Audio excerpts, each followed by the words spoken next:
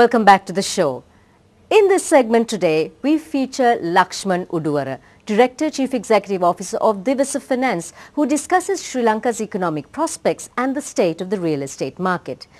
During this exclusive interview, Uduvara focuses on the lowering of Sri Lanka's projected growth rate to 7.2%, the country's trade deficit, the devaluation of the rupee and Sri Lanka's investment climate.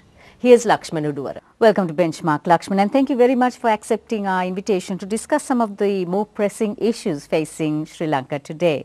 Now, sometime last year, the Governor of the Central Bank, in his policy roadmap, projected Sri Lanka's growth at just over 8%, but that target was reduced or brought down to 7.2% at the beginning of this year. How do you view this decrease? When the growth target is set, both the external and internal factors are taken into account.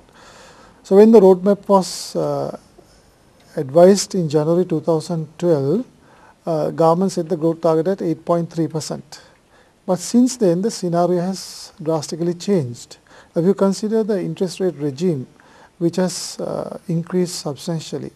Now in such a regime, the credit growth will be curtailed or will be discouraged. Then see the import bill. Now import prices, the fuel prices have surged and other commodity prices also have surged. Now due to this reason, the government will have to foot a heavy import bill. And on the other hand, in a rising interest rate scenario, the non-performing advances, you mean the delinquent advances, will tend to rise. Historically we can see it tends to rise. In such a scenario, the growth will be curtailed or curbed. So I would think that it's very appropriate for the government to consider revising of the growth rate, which is revised to 7.2.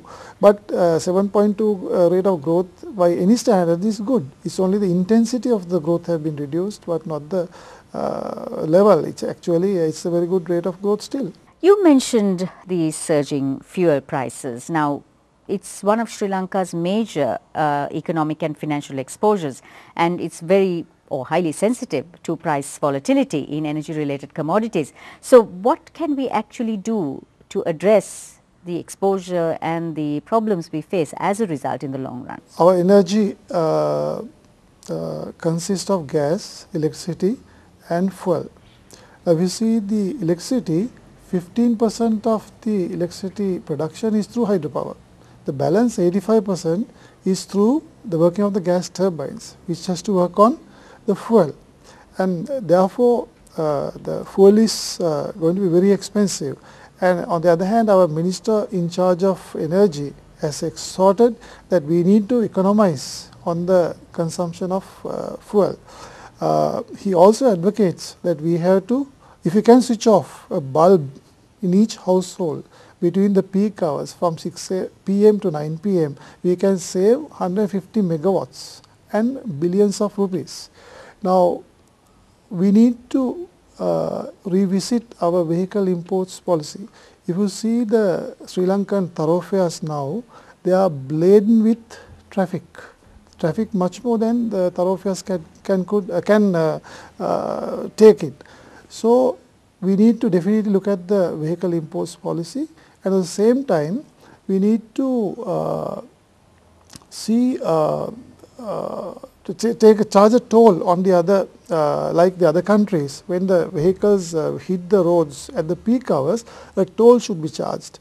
And we need to implement a policy on transportation. Now see, a lot of vehicles ply on the roads which are not loaded to the full capacity. But we need to have a shuttle service, re-implement a shuttle bus service between the city and the suburbs, so that the congestion can be eased and a transport solution can be provided. Now, according to certain ruling party officials, Sri Lanka's only problem is the trade deficit. But members of the opposition and also seemingly the IMF say that there's more to our macroeconomic woes at this time than the trade deficit. How do you view it? Trade deficit occurred due to excessive imports.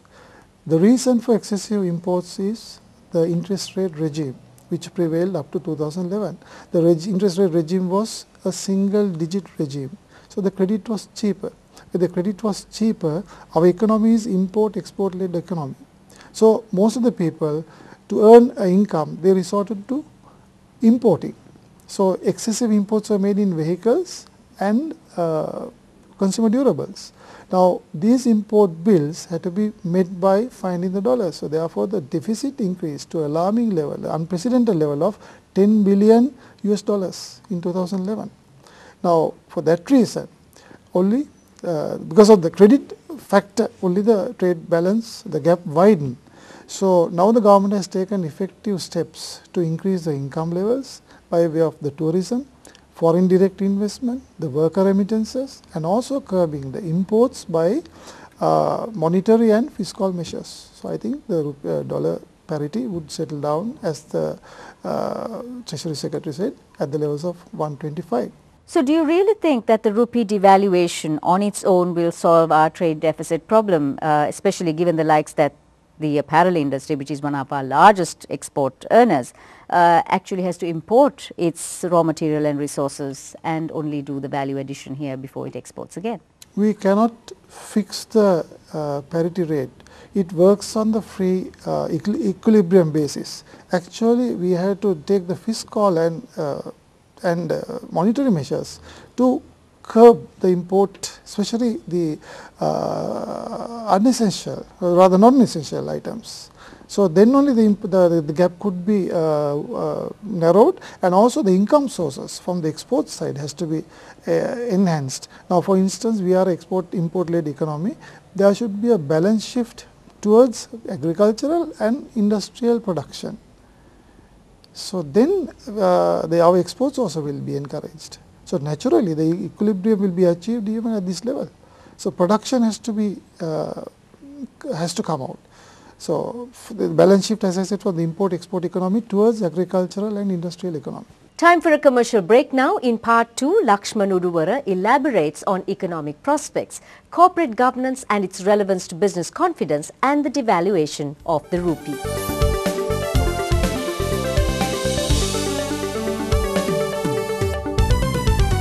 Welcome back. We now continue with our exclusive interview with the CEO of Divasa Finance, Lakshman Uduvara. Now, the LMD Nielsen Business Confidence Index suggests that a majority of corporates view the Sri Lanka's economic prospects rather in a pessimistic light. In the short and the long terms, how do you view Sri Lanka's economic prospects? If you take the growth rate projected as 7.2 after revising, then our unemployment level hovers around 6%. Then the inflation is around 7%. Then poverty levels is about 10% of the total population. Then per capita income at the moment is US dollars 2,400. Now, all these indicators show promise, and they are good indicators of a developing economy.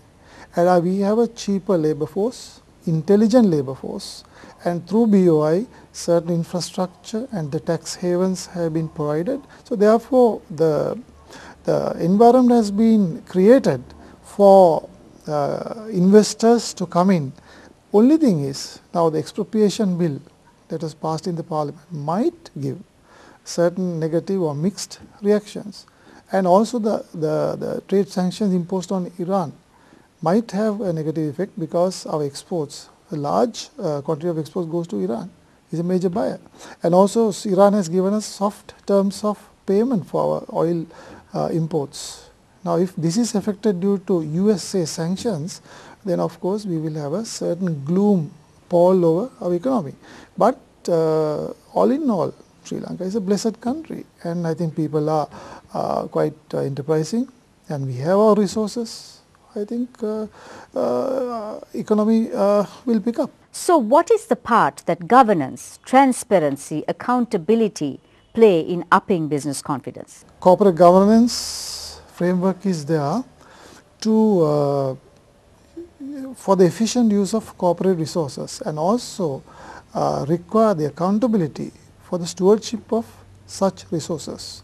So, it is very important that the directors show their accountability and transparency and percolate down the governance practices through the board down to the management, so that the investors and the stakeholders and the depositors will have a confidence levels in the corporate sector. Now, this is much more intense with regard to the financial sector, because directors of the finance companies have much more responsibility towards stakeholders and the depositors, and unless they show transparency and accountability, the people will not have much faith in the process. We understand that the private sector is for the most part governed by compliance rules, by regulations and standards.